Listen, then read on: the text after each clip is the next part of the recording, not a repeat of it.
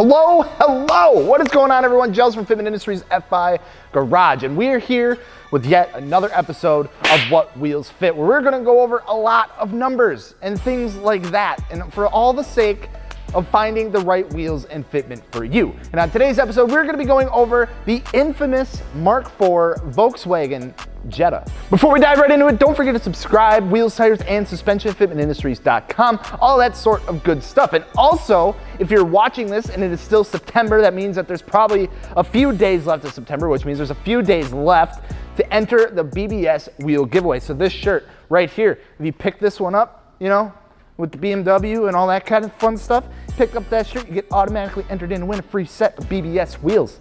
It's crazy. So, the Mark IV Jetta, with years ranging from 1999 up to 2005 and 2006, is a very popular generation of this Volkswagen sedan. With the different trim levels and various engine options, including the 1.8 liter turbo and the narrow angle VR6, it's no surprise why these cars became so freaking popular. So let's go ahead and talk wheels, shall we? So first up, for the Mark IV Jetta, we have a recommended fitment range of 15 to 20 inches in diameter, with widths ranging from 6 to 9.5 inches and typically offsets laying right around plus 20 to plus 40. So as far as the recommended fitment range, nothing too out of the ordinary as far as that goes. So first up, if you're looking at tucked fitment on one of these cars, here are some quick examples of what you can look for. So first up, 18 by 8.5 plus 30 offset with a 215/40 tire setup all around. And then to lay low on some Airlift Performance air suspension. Now, tuck setups are not very common on these cars, however, from what we see in our gallery. For the most part, they're going to be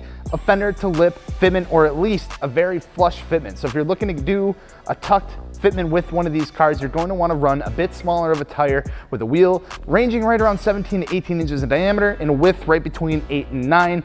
And then pair that with an offset around plus 30 or so, and you'll be sitting real nice. That being said, moving on to one of the more popular fitment styles of these cars, flush or nearly flush fitment. So 18 by 8.5 plus 35 right out of the gate with some 225/45 tires. Now you're probably like, Gels, the guy running the tuck setup had a lower offset, and that is correct. However, he was running a smaller tire. Now with the flush setups here, we're gonna be looking at similar sizes of wheels per se, but with a bit wider of a tire. Now some other examples include a 17 by 8 plus 20, 18 by 9.5 plus 35 on either coils or air suspension, as well as we see get some really flush fitment, and then 17 by 9 plus 30 to top it all off. And then finally, moving on to everybody's favorite, the fender to lip or stancy boy fitment.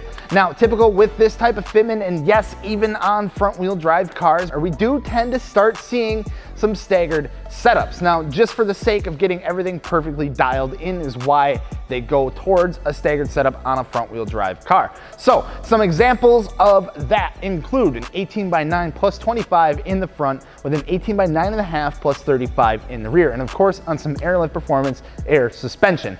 18 by 8.5 plus 25 in the front with an 8mm spacer. Now relate this to the last example and you come out right about the same as far as that converts to mathematically. Now with an 18 by 10 plus 20 in the rear to top that setup off. And then our last example for the day, which is a pretty wild one, and that is on some 3-piece Rotiform TMBs, running a 19 by 9 plus 20 in the front and a 19 by 10.5 plus 25 in the rear. So pulling off an absolutely killer look on this car, pulling everything together once again to help give a better understanding of why these cars are so loved by that community. So that's gonna wrap it up for this episode of What Wheels Fit. Now hopefully this helps guide you in the right direction when looking for new wheels for your car. And if you want to see plenty more examples, head on over to the Fitment Gallery at fitmentindustries.com, which provided all of the pictures and data that is needed for this episode and all of our other episodes. So absolutely fantastic tool when trying to find your fitment. And if you have a car that's not in the gallery yet, you can head on over there and add it as well. But that's gonna wrap it up. Wheels, tires, suspension, fitmentindustries.com, all that sort of good stuff. I'm Gels. We'll see you later. Peace.